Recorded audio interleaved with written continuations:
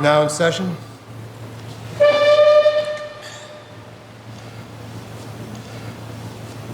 Mr. Wendell, would you please control your client's outbursts? Yes, sir, Your Honor. Sorry. It won't happen again. Has the jury reached a verdict? We have, Your Honor.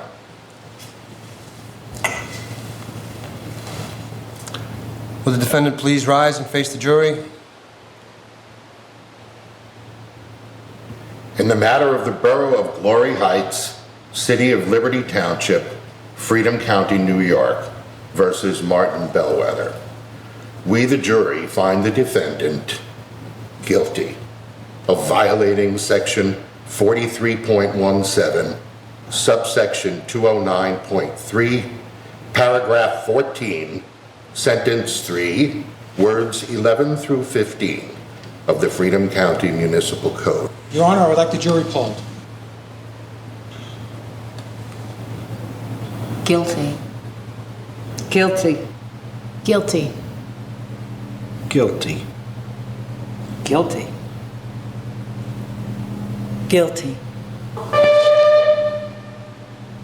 Ladies and gentlemen of the jury, the Borough of Glory Heights, the City of Liberty Township, Freedom County, and the great state of New York, I'd like to thank you for your diligent service.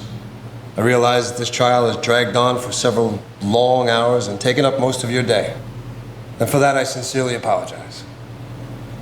Those of you who wish to leave may do so now.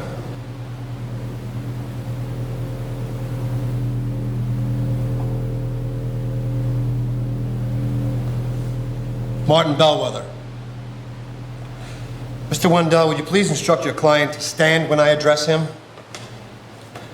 Martin Bellwether, you have been found guilty by a jury of your peers of violating Section 43.17, Section 209.3, Paragraph 14, Sentence 3, words 11 through 14 of the Freedom County Municipal Recycling Guidelines. Before I pass sentence, have you anything to say on your own behalf? Yes, Your Honor. With all due respect to you and the court, it was a simple mistake. A simple mistake? Mr. Bellwether, on December 29th of last year, you stuck a glossy magazine, a Time magazine to be exact, inside a stack of newspapers meant to be recycled. And you call that a simple mistake? Sir, I inadvertently The official recycling guidelines, which is issued to every homeowner, clearly state that newspapers and newspapers alone are to be tied in a stack no more than 8 inches thick, and that magazines are to be placed in a brown paper bag and placed at the curb, set neatly next to the blue recycling can. And you think you did nothing wrong? Do you think you're above the law, Mr. Bellwether? No, Your Honor. I used the brown paper bags for the magazines and placed them neatly on the street. The stack of newspapers was only 7 9/16 inches high.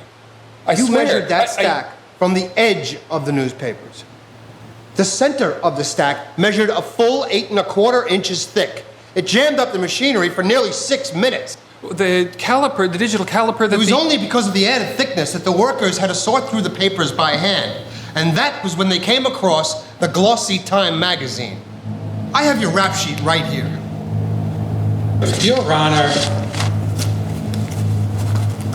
Isn't it true that on 2 prior occasions you also failed to follow the guidelines, which clearly state that magazines are to be placed in a brown paper bag and set next to the blue bucket, while newspapers, and I quote, are to be set atop the blue bucket?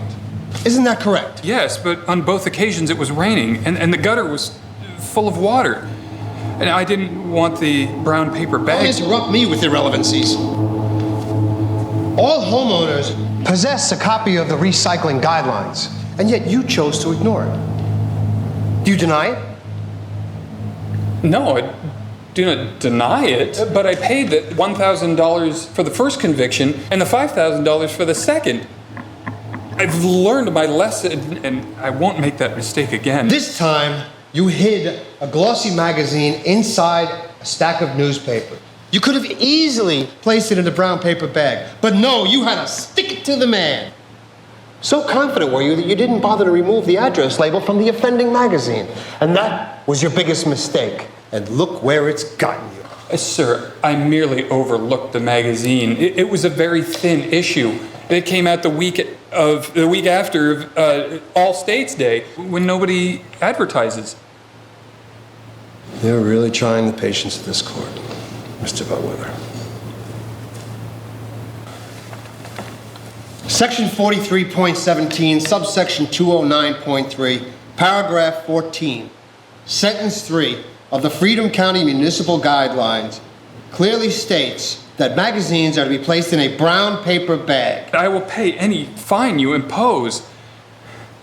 If you would just let me go home with my family, I assure you that it won't happen again. I've learned my lesson. I wish I could believe that, but I don't. Martin Bellwether, for the crime of attempted anarchy, I hereby sentence you to 25 years of hard labor at the state recycling camp. In addition, I hereby declare that all of your assets, including the contents of your bank accounts, are to be turned over immediately to Freedom County. Bailiff, get this prisoner out of my sight. Martin! No, Martin! Dad! Everything will be fine. Okay, honey? Everything's gonna be fine. Mr. Wendell, are you quite finished? Yes, Your Honor. But I'd like to state for the record about my client. Bailiff, take Mr. Wendell into custody. Book him on a charge of lying to a municipal court judge. On what grounds? Mr. Wendell, you promised me in open court that your client's chair would not make that awful squeaking sound again, and yet it did. Not once, but twice. Do you deny it? Martin couldn't help the way he...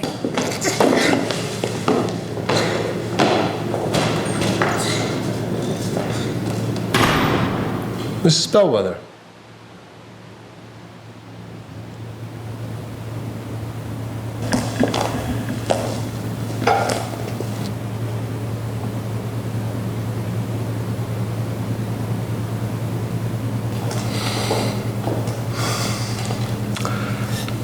I saw in the file that you've listed your occupation as housewife. Is that correct? Yes, Your Honor. Seeing as your husband is now incarcerated and you have no visible means of income and no place else to go, I find that your daughter now falls under the category of endangered as per Freedom County guidelines. I therefore declare that your daughter is to be removed from your so-called household and henceforth is to be considered a ward of the state of New York. No, Your Honor, please. I have some money. I can get a job at my sister can watch it. Bailiff, take this child into custody.